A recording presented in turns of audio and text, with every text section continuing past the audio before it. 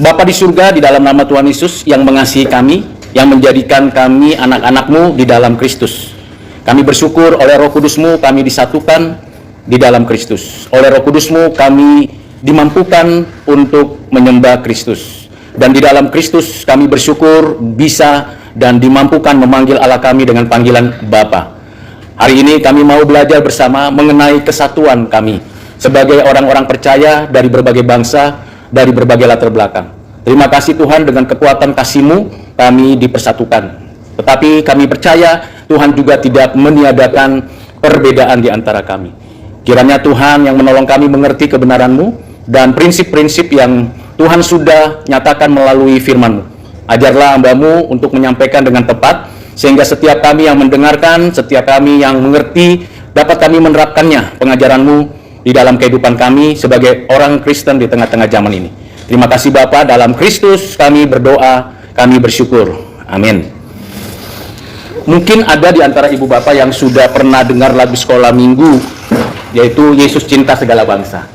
Lagu yang sangat familiar dan semua anak-anak sekolah minggu, kecuali yang tidak pernah ikut sekolah minggu, mungkin agak sulit menyanyikan Yesus Cinta Segala Bangsa.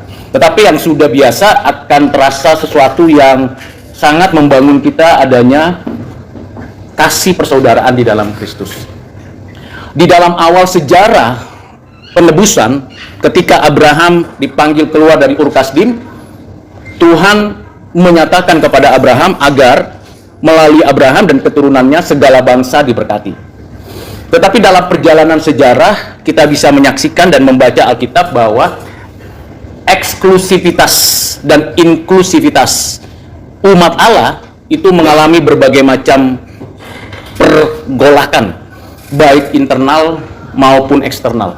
Selalu muncul kelompok-kelompok yang membuat tembok-tembok tetapi tidak membangun jembatan atau relasi interaksi. Itu yang menyebabkan adanya sekat-sekat di dalam persaudaraan di dalam Kristus. Padahal sejak awal Tuhan memanggil Abraham untuk menjadi saluran berkat bagi banyak orang, bukan menjadi hal-hal yang menjauhkan bangsa lain kepada Tuhan. Dan itu telah terjadi pada sejarah bangsa Israel. Begitu inklusifnya mereka, sehingga mereka tidak memahami situasi, kondisi kehidupan mereka. Memang Israel sangat memiliki privilege yang dari Tuhan. Karena dari Abraham, Ishak, Yakub, lalu 12 suku Israel, dan menjadikan sesuatu yang menjadi penting. Nabi-nabi pun hadir dari perjanjian lama, kita lihat dari Israel. Raja-raja pun dari Israel. Imam pun dari Israel. Pengenalan akan Allah pun dinyatakan melalui Israel. Tentu ada arogansi, keangkuhan, dan kesombongan. Terlebih lagi kalau kita baca di dalam Matius, Markus, Lukas, Yohanes, kita menemukan dengan jelas bahwa Yesus memanggil 12 muridnya semuanya orang Israel.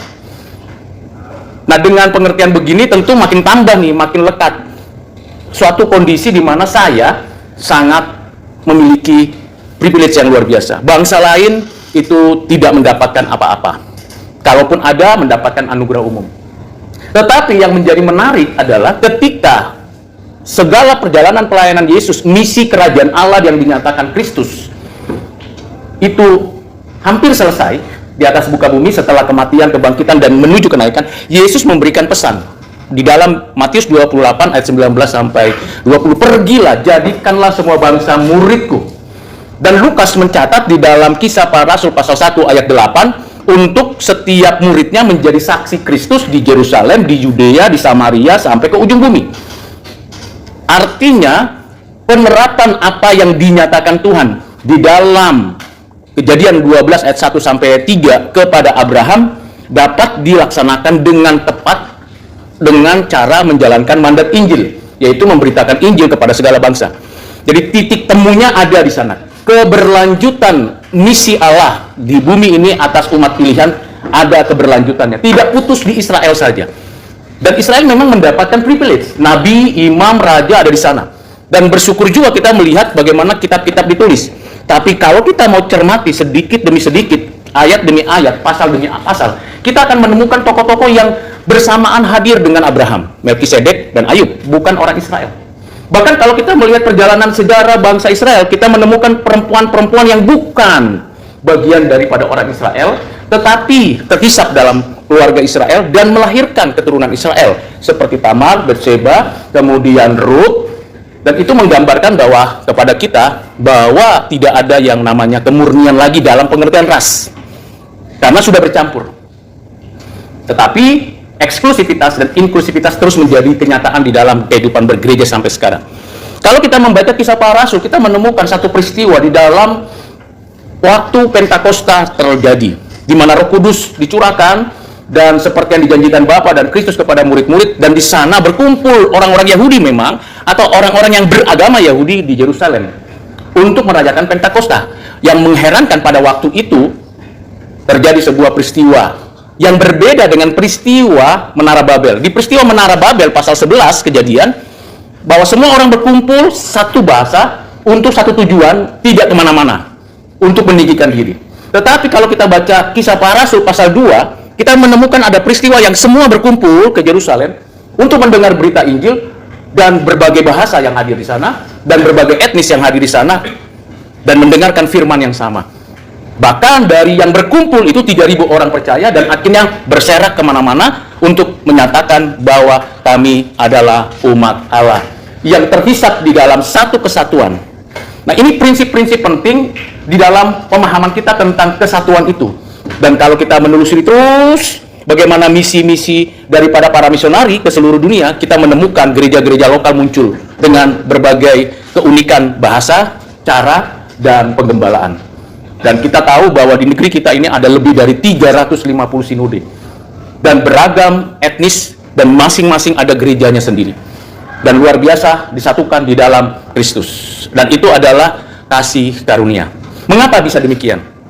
Prinsipnya ada di dalam doa Tuhan Yesus, di dalam Injil Yohanes pasal yang ke-17. Tuhan Yesus menyampaikan doanya, dan doa ini jarang sekali dipresentasikan di dalam kehidupan bergereja. Mengapa? Karena lebih senang orang berdoa doa Bapa kami, itu bagus, dan itu memang menjadi sebuah pola. Dan orang juga lebih senang juga gandrung dengan doa Yabes untuk berkat, tetapi lupa untuk doa pasal 17. Doa Tuhan Yesus yang tidak dicatat di Matius, Markus, Lukas. Doa Tuhan Yesus tentang kesatuan dan pemberitaan Injil.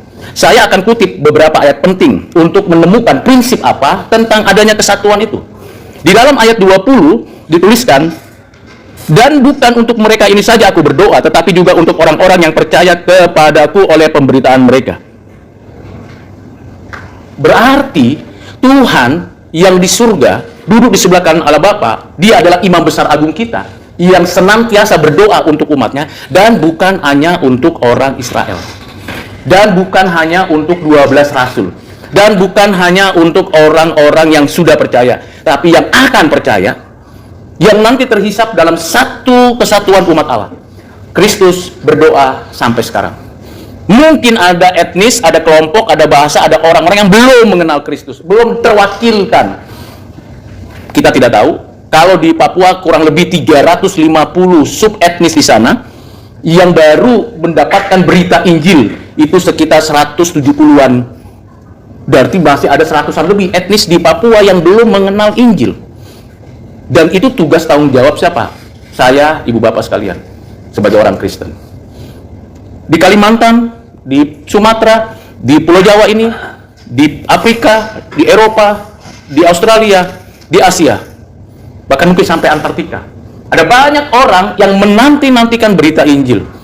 Padahal Tuhan sudah mendoakan, kita malas memberitakan Injil. Padahal media yang sangat populer dan dapat mudah kita akses adalah media sosial. Pemberitaan Injil dapat dengan mudah kita lakukan melalui pemberitaan Injil melalui media sosial. Kita tidak perlu jauh-jauh kemana-mana, tapi kita stay di tempat memberitakan Injil. Itu adalah cara yang efektif. Tetapi tidak hanya berhenti di sana.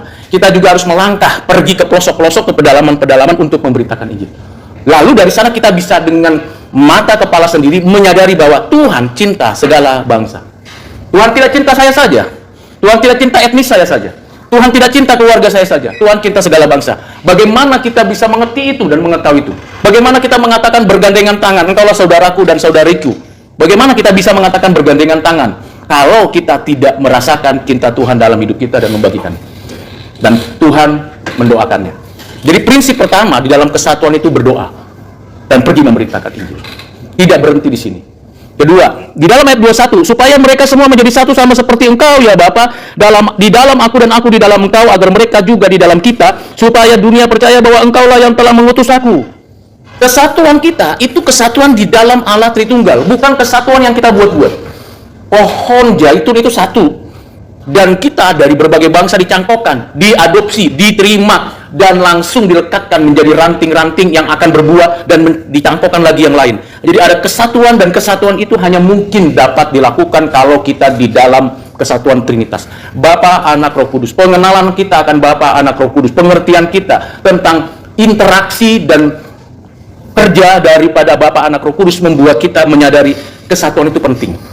Bapa adalah Bapa, Anak adalah Anak, Roh Kudus adalah Roh Kudus. Apa yang ada di dalam kehendak Bapa, Anak, Roh Kudus itu satu. Hakikatnya satu, atributnya satu, naturnya satu, keseluruhannya satu, walaupun kinerjanya beragam. Bapa tidak inkarnasi, hanya Anak yang inkarnasi. Roh Kudus tidak inkarnasi, hanya Anak yang inkarnasi. Bapa dimuliakan oleh Kristus, Kristus dimuliakan oleh Roh Kudus, Roh Kudus memimpin kita kepada Kristus, kita dipimpin oleh Kristus memuliakan Bapa. Bapa meninggikan Kristus, Kristus meninggikan Roh Kudus. Itu saling interaksi yang disebut perikoresis. Saling memuliakan, saling mengutus, saling menyatakan diri. Dan kesatuan seperti itulah yang menjadi prinsip kesatuan kita di tengah-tengah perbedaan kita. Jadi kalau saya dan Ibu Bapak ada perbedaan, itu wajar. Tidak usah ditutupi dan tidak usah dihomogenkan, disamakan semua.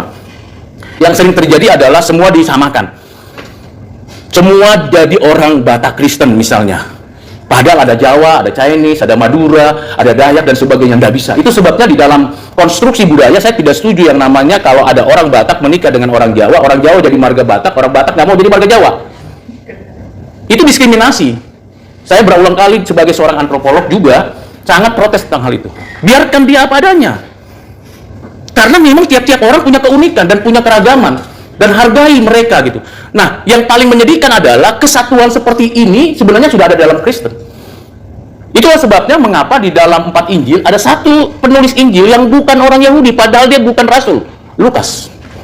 Dan yang mengherankan, menulis tentang kisah-kisah misionari para rasul itu di dalam kisah para rasul, itu yang menulis Lukas, bukan Paulus. Memang Paulus menulis surat kepada jemaat di Galatia, di Roma, di Efesus, di Filipi, di Tesalonika, di Kolose, jemaat-jemaat yang multikultur, multi etnis. Tetapi itu adalah penggembalaan doktrinal dan penggembalaan etika di dalam kekristenan. Tetapi sejarah bahwa orang-orang non-Kristen tadinya dari berbagai bangsa diadopsi, diterima oleh Tuhan Yesus, itu karena prinsip ini, Bapa, Anak, Roh Kudus. Kesatuan itu yang membuat kita kuat. Bayangkan kalau semuanya warnanya hijau atau hitam atau biru. Tidak ada warna-warni. Tidak indah hidup ini kalau tidak berwarna. Kalau di padang rumput semuanya hijau, bagus ya. Coba kalau ada warna bunga ros, bunga merah, bunga melati putih. Walaupun bunga melati tidak harus putih sekarang. Ya karena teknologi bisa warna hijau juga. Macam-macam. Tapi kalau berwarna-warni itu indah. Dengan prinsip kita disatukan di dalam Kristus. Ketika Kristus menyatakan dirinya dalam perjanjian lama dan menyatakan dirinya di dalam perjanjian baru melalui inkarnasi, kita bisa melihat, menyaksikan sendiri. Kristus cinta segala bangsa. Mau laki, mau perempuan, anak-anak, orang tua, mau yang sakit, mau yang sehat, mau orang berdosa atau tidak berdosa, mau ahli Taurat atau tidak ahli Taurat, semua digandeng, semua cinta segala bangsa disatukan. Nah, prinsip ini perlu Ibu Bapak kita terapkan dalam keluarga kita, dalam masyarakat kita, dalam tempat di mana kita berkarya. Tidak ada yang lebih kuat kalau kita bersatu. Karena itu moto negara kita bersatu kita teguh. Kalau yang mau runtuh ya cerai-berai. Salah satu cara untuk mencerai-beraikan adalah divide et impera. Buat konflik di dalam. Buat persoalan di dalam. Maka satu sama lain tidak akan saling mengasihi, terjadi pecah. Mengapa di dalam menara Babel kejadian 11 Tuhan memecah belah? Dengan memecah bahasa di antara mereka. Kelompok orang-orang dari kerajaan Nimrod di tanah Sinear yang ingin menara Babel itu tinggi. Karena prinsipnya salah. Kesatuan mereka bukan kesatuan di dalam Trinitas, tapi kesatuan mereka di dalam konteks ingin membangun kerajaannya sendiri untuk dirinya sendiri, nggak kemana-mana, tidak mau jadi berkat bagi orang lain. Itu kesalahan mereka. Tapi kalau kita seharusnya tidak demikian. Walaupun kita berbeda, kita satu untuk menjadi berkat bagi orang lain. Nah, ini yang perlu untuk kita bangun Ibu Bapak. Dan itu dimulai dari mana? Dari diri, di rumah. Kadang-kadang kita memang satu etnis, satu gereja, satu Kristen, satu atap di rumah, tapi bapak sama mama kadang-kadang berbeda pelakuannya terhadap anak si A sama si B, terhadap perempuan dan laki-laki. Itu juga terjadi ketidaksatuan. Jangan berpikir itu dimulai, karena satu suku, satu gereja, satu etnis, satu atap, pasti satu. Belum tentu, ibu bapak. Belum tentu. Itu dari hati. Kalau papanya lebih cenderung ke anak perempuan, mamanya lebih cenderung ke anak laki-laki, lalu kalau ada persoalan apapun selalu bela ke sini, ini bela gitu. Itu membuat konflik, itu yang menjadikan kesatuan jadi buyar. Jadi bukan karena banyaknya perbedaan, tapi hatimu, hatiku, hati dia, hati kita sama-sama mau menyatu apa tidak, saling menghargai dan saling menerima. Prinsipnya apa yang sudah saya sampaikan itu kita kembali baca di dalam Efesus pasal 4. Apa langkah selanjutnya supaya kita memiliki hati yang menyatu itu? Efesus pasal 4 ayat 1 sampai dengan 6 saya bacakan untuk kita sekalian. Sebab itu aku menasihatkan kamu, kata Rasul Paulus, aku orang yang dipenjarakan karena Tuhan, supaya hidupmu sebagai orang-orang yang telah dipanggil berpadanan dengan panggilan itu. Hendaklah kamu selalu rendah hati, lemah lembut, sabar, tunjukkanlah kasihmu dalam segala hal, dalam hal saling membantu, dan berusahalah memelihara kesatuan roh oleh ikatan damai sejahtera. Satu tubuh dan satu roh, sebagaimana kamu telah dipanggil kepada satu pengharapan yang terkandung dalam panggilanmu, satu Tuhan, satu iman, satu baptisan, satu Allah dan Bapa dari semua, Allah yang di atas semua dan oleh semua dan di dalam semua. Paling tidak ada 4 untuk membuat kita solid di dalam komunitas percaya kita, dalam keluarga kita. Pertama, rendah hati, bukan rendah diri. Jadi saling mau rela berkorban. Rendah hati itu tidak suka persaingan, tapi yang ada adalah saling mencoba membangun orang lain lebih maju. Rendah hati itu mendahului orang lain dan berupaya mendampingi orang lain yang berjuang bersama. Kalau terjadi persaingan sikut menyikut, saya lebih hebat, itu bukan orang Kristen, walaupun beragama Kristen. Itu sebabnya ibu bapak saling membantu. Serendah hati ini penting sekali. Jadi kalau kita tidak rendah hati, ya bertobatlah, supaya kita tidak melakukan tindakan-tindakan arogan dan sombong. Kalau teologi reform itu baik, maka orang-orang yang bukan teologi reform jangan dicat. Bawa ajak mereka kepada kebenaran Kristus, bukan langsung ini tidak benar. Kita ajak mereka. Maka bertemanlah dengan orang-orang yang berbeda gereja, berbeda etnis, dan beritahu yang benar dengan karakter kita, dengan sikap kita, dengan cara kita yang mengomunikasikan dengan baik. Dan kita jelaskan dengan baik. Hidup kita juga jadi teladan. Jadi jangan arogan, aku sih orangnya seperti ini, nggak bisa diubah, nggak. Roh Tuhan mampu mengubah hati kita, karakter kita, seperti Kristus. Murid-murid bilang, janganlah susahkan guru itu anak-anak. Pergi, Tuhan katakan, biar anak-anak itu datang kepadaku. Di sini perlu kerendahan hati. Bapak Ibu, kerendahan hati itu mahal harganya. Mahal harganya. Baru supaya solid. Bapak sama Ibu di rumah, sama anak-anak saling merendahkan hati. Tidak ada yang lebih tinggi di hadapan Tuhan sama umat Tuhan. Yang kedua adalah lemah lembut, gentle. Gentle ini tidak modelnya kalau laki-laki jadi ke perempuanan atau perempuan jadi ke laki-laki. Tidak mengubah karakter. Gentle ini adalah satu sikap bertanggung jawab dan menjalankan tugas dengan benar. Saya harus kerjakan. Tidak tunggu orang lain mengerjakan. Dia aja belum. Nanti aja lah.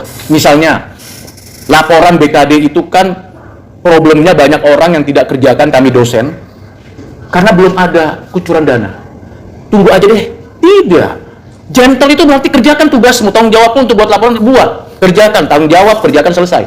Mau ada uang atau tidak, diterima atau tidak oleh pemerintah dan sebagainya, atau oleh siapapun, kita kerjakan bagian kita.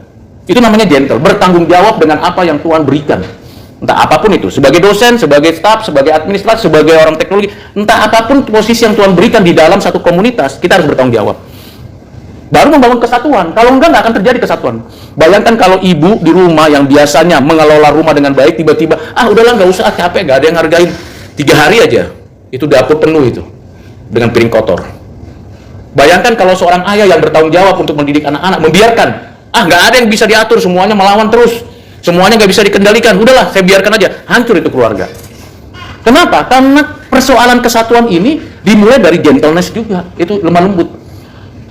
Lemah lembut ini tidak bisa tidak kita harus kerjakan untuk menjaga kesatuan. Yang ketiga, kata Rasul Paulus adalah sabar. Ini yang paling sulit bagi saya. Saya sudah lari 10 km. Yang saya ajak lari masih di 1 km. Saya harus tarik-tarik, harus nunggu. Harus sabar. Belajar sabar ini tidak mudah. Seorang pemimpin yang tidak sabar memimpin anak buahnya, lebih bagus berhenti jadi pemimpin. Tapi seorang anak buah yang tidak mau kejar apa yang diharapkan, berhenti jadi anak buah. Karena itu Ibu Bapak, sabar ini bukan berarti gini, pembiaran tidak ada kinerja, tidak boleh.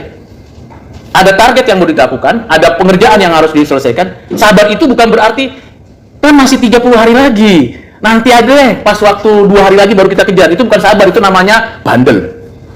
Itu namanya lelet, itu namanya tidak mau mengikuti ketentuan yang berlaku. Kalaupun masih 30 hari lagi, sabar berarti ada progress every day untuk mengerjakannya sampai limit itu selesai. Dan mesti excellent. Nah, baru ada kesatuan. Misalnya, sederhananya di rumah, ada piring kotor. Sudah ada pembagian tugas, piring kotor atau lantai kotor. Sederhana kan? Udah ada ketentuan. Terus kita bilang, ayo nak, si Polan, coba kamu kerjakan itu piring udah kotor, itu kan tugasmu. Sabar. Nah, itu bukan sabar, itu namanya malas. Sabar ya, nanti aja saya kerjakan. Iya, nanti itu 2 jam kemudian udah makan malam, mesti menggunakan piring itu.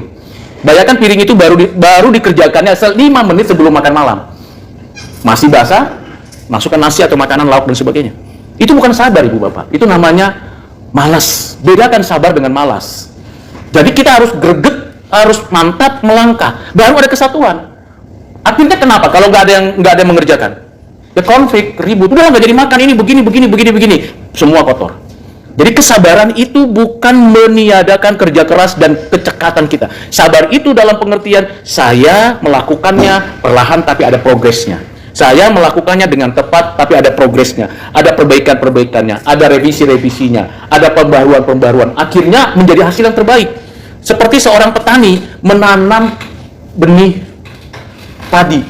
Kan sabar dia, nggak bisa bilang pakai ilmu apa gitu langsung 1 hari selesai lalu timbul benih itu menjadi menghasilkan buah. Tidak, dia harus sabar 3 bulan 4 bulan. Tapi di tengah persabarannya dia menunggu, ini progres.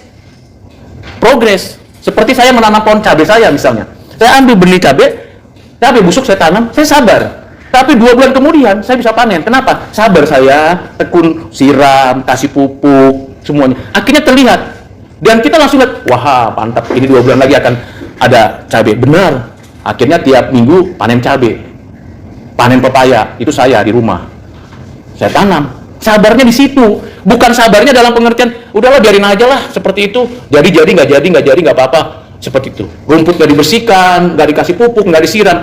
Bukan sabar itu namanya. Tidak bertanggung jawab. Yang keempat adalah tunjukkan kasih. Saling membantu. Saya bisa bantu kamu apa ya? Sesama teman saling membantu. Seringkali karena persaingan, biarin aja dia. Nanti juga kan kalau aku nggak suka dengan dia, biarin dia nggak lulus, biar dia nanti dikeluarkan, biar dia kena SP. Enggak begitu di dalam kekasih Kristus.